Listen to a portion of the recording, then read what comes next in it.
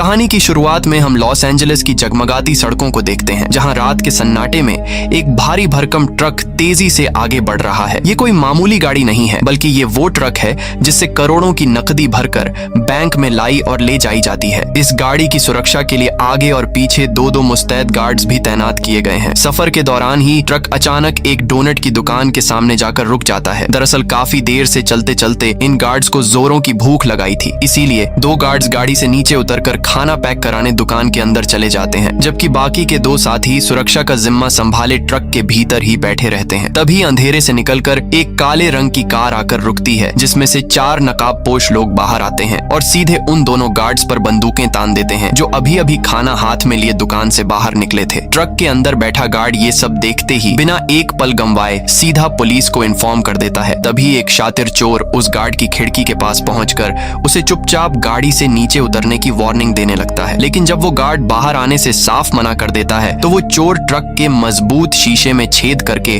उसमें एक मोटी रस्सी फंसाता है और अपनी गाड़ी की मदद से पूरे शीशे को बाहर खींच लेता है, जिसे देख अपनी जान खतरे में पड़ा पाकर वो गार्ड वहां से भागने की कोशिश करता है, मगर वो बेरहम चोर उसे मौके पर ही गोली मार देता है। इस फायरिंग के कुछ ही पलों में पुलिस की गाड़ियां सायरन बजाती हुई वहां आ धमकती हैं और सड़क पर पुलिस और लुटेरों के बीच भयंकर मुठभेड़ शुरू हो जाती है, जहां वो लुटेरे देखते ही देखते सभी पुलिस वालों को मौत की नींद सुला देते हैं। जिस सटीकता और फुर्ती से वो गोलियां चला रहे थे, उससे साफ हो जाता है कि ये कोई आम गुंडे नहीं, बल्कि यूएस मिलिट्री से रिटायर हो चुके प्रोफेशनल कमांडोज हैं। इसी बीच टीम के एक साथी का फोन आता है कि पुलिस की बैकअप टीम पहुंचने वाली है, इसलिए फौरन वहां से निकल जाओ। और ये सुनते ही वो लोग कैश ट्रक लेकर मौके से फरार हो जाते हैं, लेकिन वहां से निकलने से पहले वो वारदात वाली जगह पर एक टाइम बॉम्ब प्लांट करके जोरदार ब्लास्ट करवा देते हैं, ताकि पीछे कोई सबूत या फिंगरप्रिंट न बचे। इसके बाद अपने गुप्त ठिकाने पर पहुंचकर ये लोग जैसे ही अपने खून से सने कपड़े बदलने लगते हैं, टोली का बॉस रॉय अपने साथियों पर बुरी तरह भड़क उठता है, क्योंकि उनका प्लान बिना खून खराबे के चुपचाप ट्रक उड़ाने का था। पर अब इस कत्लेआम की वजह से पूरे शहर की पुलिस उनके पीछे पड़ने वाली थी, और सबसे बड़ा ट्विस्ट ये था कि जो ट्रक इतनी बड़ी तबाही मचाकर चुराया गया, वो अंदर से पूरी तरह खाली था। लेकिन ये बात इन चोरों को पहले से पता थी, क्योंकि इस खाली ट्रक का इस्तेमाल वो आगे एक बहुत बड़ी डकैती के लिए करने वाले हैं। तभी टीम का शातिर मेंबर टोनी रॉय को सलाह देता है कि किसी को वारदात वाली जगह वापस भेजो, ताकि पता चल सके पुलिस आगे क्या कदम उठा रही है। और रॉय को यह बात इतनी जन जाती है कि वो अपने वफादार साथी बॉस्को को जासूसी के लिए तुरंत क्राइम सीन पर रवाना कर देता है। उधर क्राइम सीन पर पुलिस की इसी हलचल के बीच कहानी हमें मिलाती है डिटेक्टिव निक से, जो एक ऐसा बेखौफ और अड़ियल पुलिस वाला है जो अपराधियों के पीछे काल बनकर पड़ जाता है। लेकिन इस जांबाज ऑफिसर की एक कमजोरी भी थी कि वो हर वक्त लड़कियों के चक्कर में फंसा रहता था, और इसी चक्कर में आज सुबह सुबह भी वो अपनी पत्नी की नजरों से बचकर चुपके से अपने ही घर में दाखिल हो रहा होता है कि तभी सामने उसकी पत्नी आकर खड़ी हो जाती है। इसके बाद निक एक ऐसी बड़ी गलती कर बैठता है जो जलती आग में घी का काम करती है। दरअसल अपनी गर्लफ्रेंड के लिए लिखा एक रोमांटिक मैसेज वो गलती से अपनी पत्नी के नंबर पर भेज देता है, जिसे देखते ही वो उसी वक्त बच्चों को समेटकर हमेशा के लिए चली जाती है। और निक उसे मनाने की लाख मिन्नतें करता है, पर वो उसकी एक नहीं सुनती। अपनी इस बिखरी हुई निजी जिंदगी से परेशान होकर निक सीधे क्राइम सीन पर पहुंचता है और एक मंझे हुए जासूस की तरह हर छोटी डिटेल को परखने लगता है। जहां जब वो पूछता है कि ट्रक में कितना माल था, तो एक ऑफिसर बताता है कि गाड़ी अंदर से पूरी तरह खाली थी। यह अजीब सी बात सुनकर निक गहरे असमंजस में पड़ जाता है कि आखिर एक खाली ट्रक के लिए कोई इतना बड़ा कत्लेआम क्यों करेगा। लेकिन उसका तेज दिमाग जल्द ही समझ लेता है कि यह महज एक शुरुआत है और आगे कुछ बहुत बड़ा होने वाला है। जब टीम बताती है कि चोरों ने ब्लास्ट करके सारे सुराग मिटा दिए हैं, तो निक सख्त लहजे में हुक्म देता है कि इस पूरे इलाके की एक सीसीटीवी फुटेज हर हाल में चाहिए, और गुस्से में वहां से निकल जाता है। उधर दूसरी तरफ कुछ ही फासले पर बॉस्को घात लगाए बैठा था। बॉस्को वहां छुपकर डिटेक्टिव निक और उसकी टीम की तस्वीरें कैमरे में कैद करके सीधे रॉय को भेज देता है। तस्वीरें देखते ही रॉय निक की पूरी कुंडली खंगालने में जुट जाता है। पता चलता है कि निक कोई सीधा साधा पुलिस वाला नहीं, बल्कि एक सनकी और बेखौफ इंसान है, जिसे पूरा शहर वर्दी वाला गुंडा कहता है। कानून के नियमों को ताक पर रखकर सिर्फ अपनी मर्जी से केस सुलझाने के लिए मशहूर, और जिस मुजरिम की पूंछ एक बार पकड़ ले, उसे सलाखों के पीछे पहुंचाकर ही दम लेता है। ये सब जानकर रॉय के माथे पर चिंता की लकीरें उभर आती हैं। उधर निक अपनी टीम को हुक्म देता है कि पिछले कुछ समय में शहर में जितनी भी डकैतियां हुई हैं, सबका रिकॉर्ड सामने रखो। एक जूनियर अफसर बताता है कि पिछले 3 महीनों में लॉस एंजलिस में कई बड़ी चोरियां हुई हैं, लेकिन लेकिन हर वारदात इतनी सफाई से अंजाम दी गई कि न कोई फिंगरप्रिंट मिला न कोई सबूत। ये सुनते ही निक भांप जाता है कि जिस सटीक प्लानिंग से ये लोग काम कर रहे हैं और जैसे फौज के जवानों की तरह पुलिस का मुकाबला कर रहे हैं, इनका नाता जरूर कभी आर्मी से रहा होगा। वो टीम को आदेश देता है कि उन सभी पूर्व सैनिकों की लिस्ट तैयार करो जो मिलिट्री छोड़ने के बाद जुर्म की दुनिया में आ चुके हैं। फाइलें खंगालते हुए टीम की नजर रॉय नाम के एक शख्स पर जाकर टिकती है। रॉय पहले यूएस आर्मी का हिस्सा था, बाद में कत्ल के इल्जाम में जेल गया और सजा पूरी करके अब रिहा हो चुका था। निक पूछता है कि रॉय की रिहाई किस तारीख को हुई थी। जैसे ही साथी स्क्रीन पर तारीख देखता है, उसके होश उड़ जाते हैं। जिस दिन से रॉय जेल से बाहर आया था, ठीक उसी वक्त से लॉस एंजलिस में चोरियों का सिलसिला शुरू हुआ था। अब निक को पूरा यकीन हो जाता है कि इस खेल का मास्टरमाइंड रॉय ही है। छानबीन में यह भी पता चलता है कि रॉय का टोनी नाम के एक बारटेंडर के साथ गहरा याराना है और वो अक्सर उसी के बार में आता जाता है। यह सुराग हाथ लगते ही निक उस बार में पहुंच जाता है। वो टोनी से एक आम कस्टमर की तरह बात करता है और जरा भी भनक नहीं लगने देता कि वो एक डिटेक्टिव है। लेकिन जैसे ही रात को टोनी की शिफ्ट खत्म होती है और वो पार्किंग में अपनी गाड़ी में बैठता है, निक अचानक सामने आता है और टोनी के जबड़े पर एक जोरदार पंच मारता है कि टोनी वहीं बेहोश हो जाता है। कुछ देर बाद जब टोनी आंखें खोलता है तो खुद को एक अनजान कमरे में बंधा पाता है। बाहर झांक कर देखता है तो नजारा हैरान कर देने वाला था। डिटेक्टिव निक और उसकी टीम कुछ लड़कियों के साथ बेफिक्री से नाच गाने का लुत्फ उठा रहे थे। तभी निक की नजर टोनी पर पड़ती है। वो उसे कुर्सी पर टिकाकर सीधे पूछता है, हाँ भाई, किस इरादे से वो कैश ट्रक उड़ाया और तुम्हारा आका कौन है? टोनी चालाकी से मुस्कुराता है और खुद को पाक साफ बताते हुए कहता है कि वो तो बस एक मामूली बारटेंडर है, इन सब से उसका कोई लेना देना नहीं। यह नौटंकी देख निक जेब से एक तस्वीर निकालकर उसके मुंह पर मारता है, जिसमें टोनी साफ तौर पर रॉय के बगल में खड़ा था। टोनी के पैरों तले जमीन खिसक जाती है, मगर वो फिर भी अड़ा रहता है और कहता है, ये मैं नहीं, कोई हम शक्ल होगा। तभी निक का एक साथी टोनी के कान में फुसफुसाता है, तू इस वक्त यमराज के बिल्कुल बगल में बैठा है, फिर भी झूठ बोल रहा है। भलाई इसी में है कि जो जानते हो बक दो। मगर टोनी फिर भी जबान नहीं खोलता। ये देख निक का पारा 7वें आसमान पर पहुंच जाता है। वो सभी लड़कियों को कमरे से बाहर भेजता है, टोनी का गला दबोचता है और आंखों में आंखें डालकर कहता है, यह मत सोच कि हम तुझे कोर्ट और जेल के चक्कर में डालेंगे। हम तुझे इसी कमरे में तब तक तड़पाएंगे जब तक सच नहीं निकलता। यह रौद्र रूप देखकर टोनी अंदर से हिल जाता है और आखिरकार घुटने टेक देता है। वो बताता है कि वो गैंग के बारे में ज्यादा कुछ नहीं जानता, बस उनका ड्राइवर है। चोरी के वक्त गाड़ी भगाने की जिम्मेदारी उसकी होती है। निक पूछता है कि इन लोगों से मिला कैसे? टोनी बताता है कि उसकी ड्राइविंग की शोहरत उस बार में आने जाने वाले सभी लोग जानते थे। एक दिन एक साथी कर्मचारी ने उसकी मुलाकात बॉस्को से करवाई, जो उसे सीधे रॉय के अड्डे पर ले गया। पहले रॉय को एक बारटेंडर की ड्राइविंग पर भरोसा नहीं था, लेकिन जब उसने खुद साथ बैठकर टोनी की तूफानी ड्राइविंग का नजारा देखा तो उसे टोली में शामिल कर लिया। तब से टोनी बाहर गाड़ी लेकर खड़ा रहता है, वो अंदर काम करते हैं और वो उन्हें सुरक्षित भगा लाता है। निक उसकी बात काट कर पूछता है, अगला डाका कहाँ डालने वाले हो? टोनी बेबसी से हाथ जोड़कर कहता है कि उसे रत्ती भर अंदाजा नहीं, क्योंकि उसे प्लानिंग में शामिल नहीं किया जाता। डकैती से एक दिन पहले बस लोकेशन बताई जाती है और काम खत्म होते ही हिस्सा देकर रफा दफा कर दिया जाता है। पूरा बयान सुनने के बाद निक टोनी को एक शर्त पर छोड़ता है कि आज से वो उनके लिए मुखबिरी करेगा। रॉय की गैंग की हर हरकत की खबर सीधे निक तक पहुंचनी चाहिए। टोनी अपनी जान बचते देख तुरंत हाँ कर देता है और वहां से चला जाता है। अब निक के पास गैंग का पूरा कच्चा चिट्ठा था, लेकिन कोर्ट में पेश करने के लिए कोई ठोस सबूत नहीं था। इसलिए निक और उसकी टीम सही वक्त का इंतजार करते हैं ताकि जैसे ही वो लोग अगली डकैती के लिए निकलें, उन्हें रंगे हाथों दबोचा जा सके। अगले ही मंजर में रॉय अपनी पूरी टीम को लॉस एंजलिस के सबसे आलीशान इलाके में लाता है और शहर के सबसे बड़े फेडरल बैंक के सामने कार रोकता है। वो सबको सामने वाली इमारत की छत पर ले जाकर दूरबीन से बैंक की तरफ इशारा करते हुए कहता है, दोस्तों, आज तक कोई माई का लाल इस तिजोरी को हाथ नहीं लगा पाया, लेकिन हमारा अगला मिशन इसी नामुमकिन किले को फतह करना है। वो आगे बताता है कि अब तक 57 बार शातिर चोरों ने इसे लूटने की कोशिश की और हर बार उन्हें अपनी जान से हाथ धोना पड़ा। दरअसल यहाँ की सिक्योरिटी इतनी चाक चौबंद है कि कोई राहगीर भी इस बैंक की दीवार को लगातार 2 मिनट तक निहारे तो कमांडोस उसे तुरंत दबोच लेते हैं। इतना कहकर रॉय मुस्कुराता है और अपने साथियों का हौसला बढ़ाते हुए कहता है, दोस्तों, यहाँ से दौलत उड़ाना मुश्किल जरूर है, लेकिन नामुमकिन बिल्कुल नहीं। इसके बाद रॉय अपने खुफिया ठिकाने पर लौटकर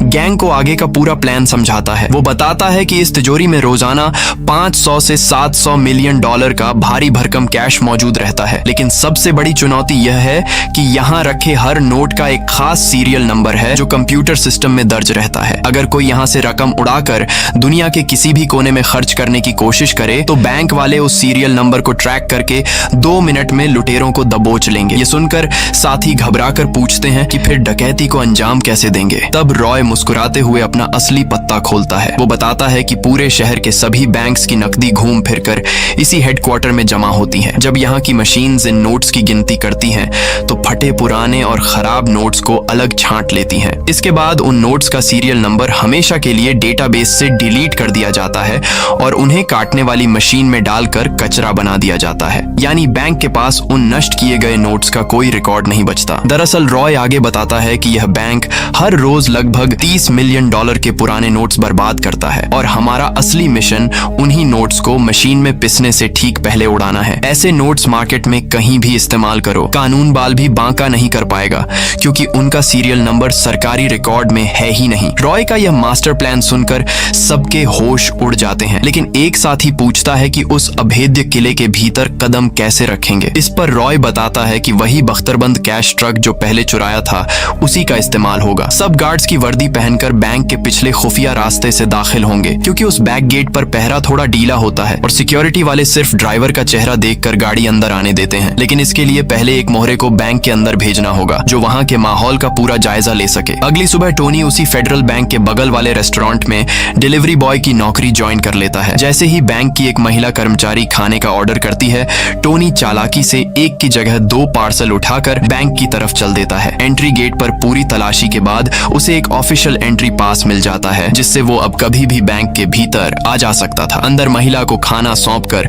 टोनी सीधे वॉशरूम जाता है और वो दूसरा खाने का डिब्बा वॉशरूम की छत के पैनल के ऊपर छुपा देता है। लेकिन जैसे ही वो बिल्डिंग से बाहर निकलता है, निक की टीम के जासूस उसे देख लेते हैं। जब निक को खबर मिलती है कि टोनी को शहर के सबसे सुरक्षित फेडरल बैंक से निकलते देखा गया है, तो उसके माथे पर पसीना आ जाता है। वो टीम के सामने बड़ी बड़ी बातें करता है कि उन मामूली चोरों की इतनी हैसियत नहीं कि इस बैंक पर हाथ साफ कर सकें, लेकिन अंदर से उसका दिल गवाही दे रहा था कि वो फौजी किसी भी हद तक जा सकते हैं। उसी रात रॉय और उसके साथी एक होटल में परिवार के साथ डिनर कर रहे होते हैं कि तभी डिटेक्टिव निक वहां आ धमकता है। इस पुलिस वाले को देखकर टोनी का गला घोंट जाता है, क्योंकि उसे डर था कि निक सबके सामने उसकी पोल न खोल दे, और निक ठीक वही करता है। वो सीधे रॉय की टेबल पर जाता है और टोनी के कंधे पर हाथ रखकर दोस्ताना लहजे में कहता है, अरे टोनी भाई, कुछ दिन पहले जिम में मिले थे ना। इतना सुनते ही टेबल पर सन्नाटा पसर जाता है और रॉय समेत सब टोनी को शक की निगाहों से घूरने लगते हैं। दरअसल निक जानबूझकर उनके बीच फूट डालना चाहता था और उसकी यह चाल पूरी तरह कामयाब हो जाती है। होटल से निकलते ही रॉय आग बबूला होकर टोनी को अपने ठिकाने पर ले जाता है। वो अपने गुर्गों को हुक्म देता है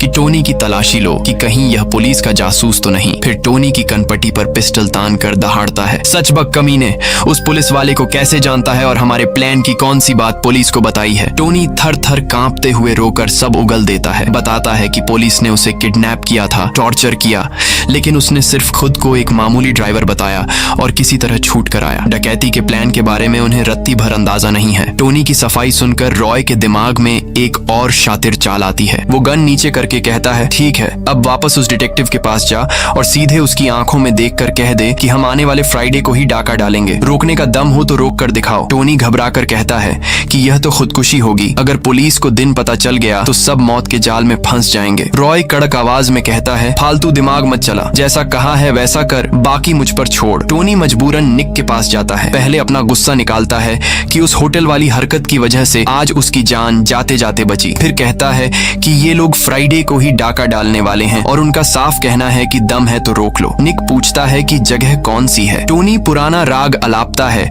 कि उसे आखिरी वक्त पर लोकेशन बताई जाती है, थर्सडे को पता चलेगा तब इन्फॉर्म कर देगा। निक कहता है, ठीक है, मैं अपने तरीके से पता लगा लूंगा। टोनी के जाने के बाद निक अपनी तहकीकात में जुट जाता है। छानबीन के दौरान पता चलता है कि रॉय का एक डांस क्लब में काम करने वाली एक डांसर के साथ संबंध है। निक सीधे उस क्लब में पहुंचता है और उस लड़की को अपनी बातों के जाल में फंसाकर एक प्राइवेट रूम में ले जाता है। वो लड़की निक के झांसे में बहककर कान में फुसफुसाती है कि वो लोग फ्राइडे को पिको रिवेरा बैंक को निशाना बनाने वाले हैं। यह नाम सुनते ही निक के चेहरे पर शैतानी मुस्कान आ जाती है, लेकिन जैसे ही वो कमरे से बाहर निकलता है, सामने कॉरिडोर में रॉय खड़ा होता है। दोनों एक दूसरे को नजरअंदाज करते हुए आगे बढ़ जाते हैं, लेकिन असली सस्पेंस अब खुलता है। रॉय ने यह पूरा नाटक खुद रचा था। दरअसल उसने जानबूझकर उस लड़की को सिखाया था कि निक आए तो उसे पिको रिवेरा बैंक का गलत नाम बता दे, ताकि पुलिस फ्राइडे को गलत जगह जाल बिछाकर बैठी रहे और रॉय अपना असली काम कहीं और तमाम कर सके। और आखिरकार वो कयामत का दिन आ ही गया। एक तरफ चोरों की टोली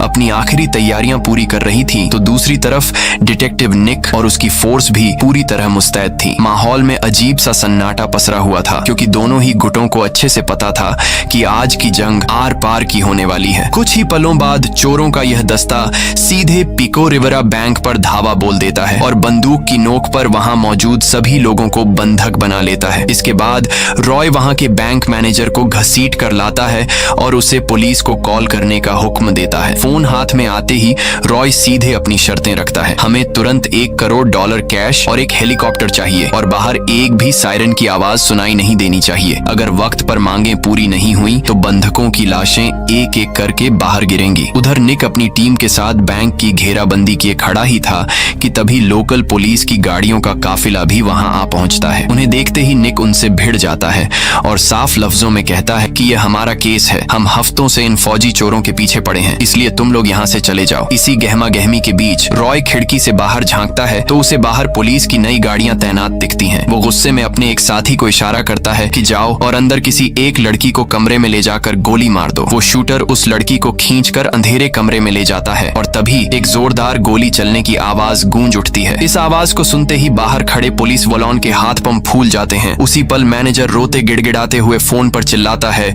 कि खुदा के लिए जल्दी पैसे और हेलीकॉप्टर का इंतजाम करो, उन दरिंदों ने अभी अभी एक लड़की की जान ले ली है। तभी कहानी में चोरों के एक और शातिर साथी मैक की एंट्री होती है। मैक एक कमाल का हैकर था जिसने लॉस एंजलिस के सबसे बड़े फेडरल बैंक की पूरी फोन लाइन को पहले ही हैक कर रखा था। वो तुरंत रॉय को कॉल करके कहता है, बॉस वक्त हो गया है, जल्दी सारा माल गाड़ी में लोड करो। ये सिग्नल मिलते ही चोर मैनेजर को बंदूक की नोक पर वॉल्ट के पास ले जाकर उसे खुलवाते हैं और सारा कैश एक बख्तरबंद ट्रक में भरकर बैंक के भीतर एक जबरदस्त ब्लास्ट कर देते हैं। इस धमाके को सुनकर बाहर खड़ी पुलिस समझती है कि तिजोरी को उड़ा दिया गया है, लेकिन तभी निक की खोजी नजर वहां से गुजरने वाली सीवरेज लाइन पर पड़ती है और उसका माथा ठनक जाता है। वो तुरंत समझ जाता है कि यह ब्लास्ट तिजोरी तोड़ने का नहीं बल्कि गटर के रास्ते सुरंग बनाने का था। इसके तुरंत बाद निक अपनी टीम के साथ बैंक के भीतर धावा बोल देता है जहां अंदर सभी बंधक बिल्कुल सही सलामत मिलते हैं। और जब वो उस कमरे का दरवाजा खोलता है जहां लड़की को गोली मारी गई थी तो वो लड़की वहां जिंदा और बेखरोंच खड़ी मिलती है। असल में वो गोली की आवाज महज पुलिस को डराए रखने का एक नाटक थी। तभी वॉल्ट वाले कमरे में पहुंचने पर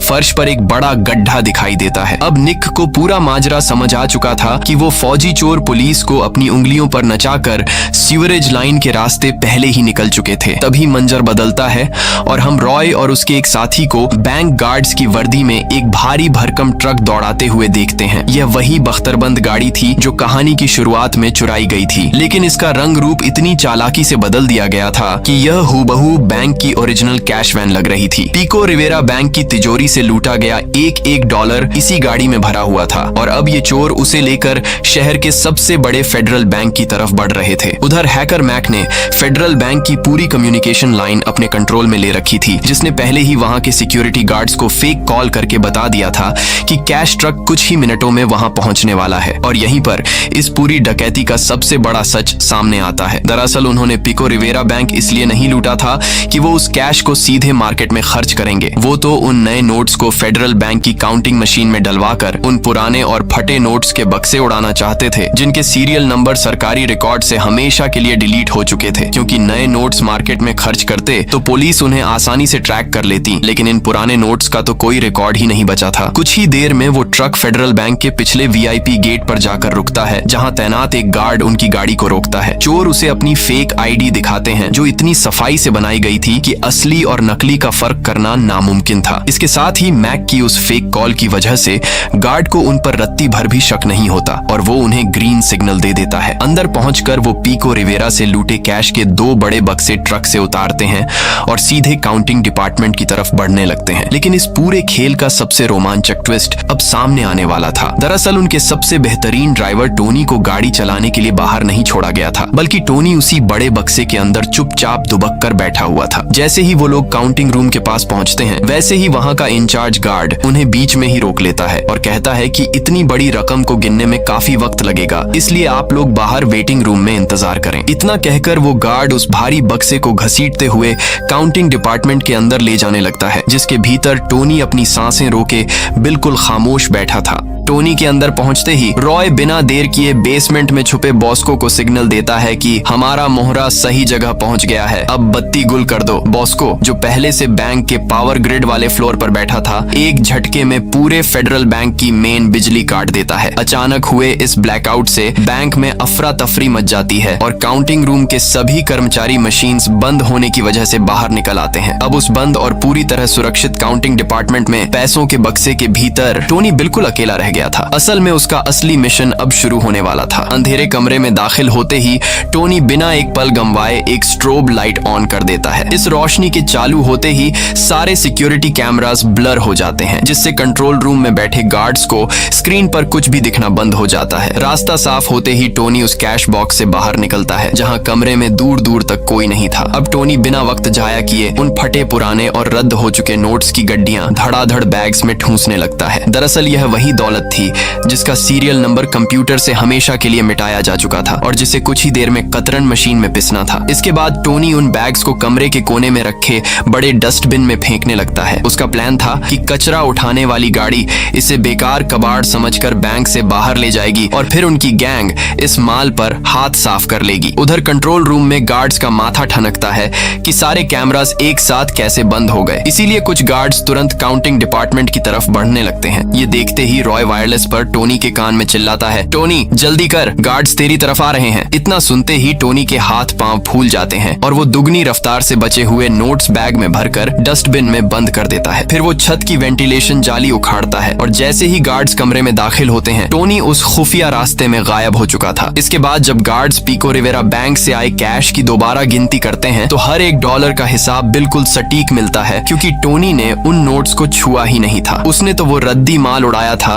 जिसका बैंक के किसी रिकॉर्ड में कोई नामो निशान नहीं था। रकम पूरी पाकर गार्ड्स रॉय से कहते हैं, सब ठीक है, आप लोग जा सकते हैं, और रॉय एक शातिर मुस्कान के साथ वहां से विदा लेता है। इसी बीच बैंक की वही महिला कर्मचारी दोबारा रेस्टोरेंट में लंच ऑर्डर करती है, लेकिन इस बार फोन हैकर मैक उठाता है, जिसने रेस्टोरेंट की लाइन भी अपने कंट्रोल में ले रखी थी। मैक आवाज बदलकर कहता है कि खाना 5 मिनट में पहुंच रहा है। उधर वेंटिलेशन के संकरे रास्तों से रेंगता हुआ टोनी ठीक उसी वॉशरूम की छत के पास पहुंच जाता है जहां उसने पहले वाला पार्सल छुपाया था। वो तुरंत नीचे उतरता है, कुरियर बॉय की यूनिफॉर्म पहनता है और खाना हाथ में लिए उस महिला को पार्सल सौंप देता है। फिर वो ऑफिशियल एंट्री पास की बदौलत एक शरीफ डिलीवरी बॉय बनकर बैंक के मुख्य दरवाजे से बाहर निकल जाता है। लेकिन जैसे ही वो बाहर कदम रखता है, वैसे ही उस महिला का सिक्योरिटी को कॉल आता है, उस डिलीवरी बॉय को रोको, ये खाना कई दिन पुराना और सड़ा हुआ है। मगर अब बहुत देर हो चुकी थी और परिंदा पिंजरे से उड़ चुका था। दूसरी तरफ कचरे की गाड़ी डस्टबिन खाली करके आगे बढ़ चुकी थी और रॉय दूर से उसका पीछा कर रहा था। तभी एक चौराहे पर उसी कंपनी की दूसरी कचरे की गाड़ी आकर खड़ी हो जाती है, जहां दोनों ड्राइवर्स एक दूसरे को खुफिया इशारा करके अलग अलग रास्तों पर मुड़ जाते हैं। इस अफरा तफरी में रॉय गलत ट्रक के पीछे लग जाता है। इसी दौरान निक की टीम को सड़क पर पैदल जाता टोनी दिख जाता है और वो उसे दबोच लेते हैं। निक उसे एक सुनसान जगह ले जाकर बेरहमी से पीटता है, क्योंकि वो समझ चुका था कि इस परिंदे ने उसे बहुत गंदा चूना लगाया है। मार के डर से टोनी सारा सच उगल देता है और रॉय की लाइव लोकेशन भी निक के हवाले कर देता है। उधर रॉय गलत ट्रक का पीछा करते हुए उस डंपिंग यार्ड में पहुंच जाता है, जहां शहर का सारा कचरा खाली होता है। वो और उसका साथी कचरे के ढेर खंगाल कर नोट्स वाले बैग्स निकाल लेते हैं और बिना एक बार भी खोल कर देखे जल्दबाजी में उन्हें गाड़ी की डिक्की में ठूंस लेते हैं। तभी मैक का घबराया हुआ कॉल आता है, रॉय, टोनी पुलिस के हत्थे चढ़ गया है और उसने तुम्हारा ठिकाना बता दिया है, फौरन निकलो। ये सुनते ही रॉय गाड़ी दौड़ाता है, लेकिन कुछ ही दूर पर एक भयंकर ट्रैफिक जैम में फंस जाता है। इतने में पीछे से निक की गाड़ियां सायरन बजाती हुई आ धमकती हैं और बीच सड़क पर दोनों तरफ से ताबड़तोड़ गोलियां चलने लगती हैं। इस मुठभेड़ में एक गोली बॉस्को की गर्दन को चीरती हुई निकल जाती है और वो मौके पर ही दम तोड़ देता है। अपने यार को आंखों के सामने मरता देख रॉय पागल हो जाता है और उस पुलिस वेल को भून डालता है जिसने बॉस्को पर गोली चलाई थी। लेकिन कुछ ही पलों में पुलिस रॉय के दूसरे साथी को भी ढेर कर देती है। अब रॉय अकेला पड़ चुका था। भागते हुए जैसे ही वो एक बड़े कंटेनर के ऊपर से छलांग लगाता है, निक की एक सटीक गोली उसकी पीठ में धंस जाती है। रॉय लहूलुहान होकर एक कार की ओट में छिप जाता है, जहां निक गन ताने उसके करीब पहुंचता है और चिल्लाता है, हथियार डाल दो रॉय, गेम ओवर। लेकिन रॉय सरेंडर करने के बजाय निक पर गन तान देता है और जवाब में निक अपनी पूरी मैगजीन रॉय के सीने में खाली कर देता है। रॉय वहीं दम तोड़ देता है, जिससे निक को लग रहा था कि जुर्म के इस साम्राज्य का अंत हो गया है। लेकिन वापस गाड़ी के पास आकर उसका दिमाग घूम जाता है, क्योंकि टोनी हथकड़ी से खुद को छुड़ाकर फरार हो चुका था। निक गुस्से से पागल हो उठता है और जब वो रॉय की गाड़ी की डिक्की खोलकर बैग्स की जिप खोलता है तो उसके पैरों तले जमीन खिसक जाती है। उन बैग्स में नोट्स की गड्डियां नहीं बल्कि शहर का सड़ा हुआ कचरा भरा हुआ था। अब निक गहरे असमंजस में डूब जाता है कि इतने शातिर फौजी महज रद्दी कचरे के लिए अपनी पूरी टीम की जान दांव पर लगा दें। ये कैसे मुमकिन है? कुछ ही देर में वहां FBI की टीम पहुंचती है और फेडरल बैंक के लॉकर्स खंगालने पर पाती है कि एक भी रुपया गायब नहीं हुआ है। इसके बाद FBI इस नतीजे पर पहुंचती है कि यह एक नाकाम गैंग थी जो गलती से कचरा चुराकर भाग रही थी और इसी रिपोर्ट के साथ केस की फाइल हमेशा के लिए बंद कर दी जाती है। लेकिन निक का दिमाग इस थियरी को मानने से साफ इनकार कर रहा था। वो कई दिनों तक उस केस के पन्ने पलटता रहता है। तभी उसकी नजर गैंग की एक धुंधली तस्वीर पर पड़ती है और वो चेहरा किसी और का नहीं बल्कि टोनी का था। ये देखते ही निक सीधे उस डांस बार में पहुंचता है जहां टोनी नौकरी करता था, पर वहां का मालिक बताता है कि टोनी 2 दिन पहले ही अपना हिसाब करके ये शहर हमेशा के लिए छोड़ चुका है। निक मायूस होकर वापस मुड़ने लगता है। तभी दीवार पर टंगे एक पुराने फ्रेम पर उसकी नजर ठहर जाती है। उस फोटो में टोनी एक लोकल फुटबॉल टीम के साथ मुस्कुरा रहा था और उसके ठीक बगल में हैकर मैक खड़ा था। बस यही नहीं, उसी फोटो में वो ट्रक ड्राइवर भी था जो बैंक का असली कचरा उठाने वाली गाड़ी चलाता था, जिस पर पुलिस को कभी शक ही नहीं हुआ था। ये देखते ही निक का दिमाग एक झटके में पूरी पहेली सुलझा लेता है। वो बाहर देखता है तो ठीक बगल में लॉस एंजलिस का वही आलीशान फेडरल बैंक सीना ताने खड़ा था। अब निक के सामने से झूठ का पर्दा पूरी तरह हट चुका था। दरअसल इस पूरे चक्रव्यूह का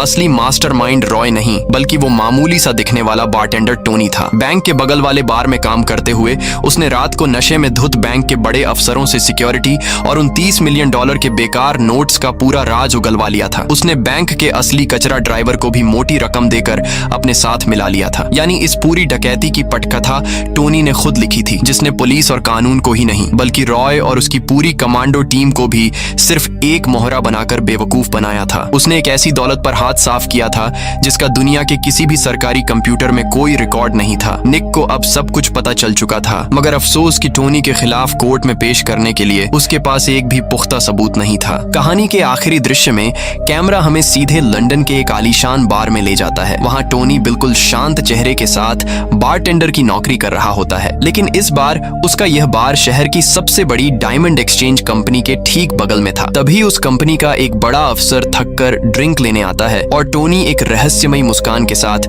उसे एक फ्री ड्रिंक सर्व करता है। टोनी की आंखों की वो चमक साफ बयां कर रही थी कि इस बार उसका निशाना हीरों से भरी वो तिजोरी है और इसी जबरदस्त सस्पेंस के साथ ये शानदार कहानी यहीं खत्म हो जाती है। तो ये थी आज की हमारी पूरी कहानी। कैसी लगी कमेंट में जरूर बताना। स्क्रीन पर जो वीडियो दिख रही है वो इससे भी जबरदस्त है। क्लिक करो और एंजॉय करो और हाँ, घंटी भी बजा लेना।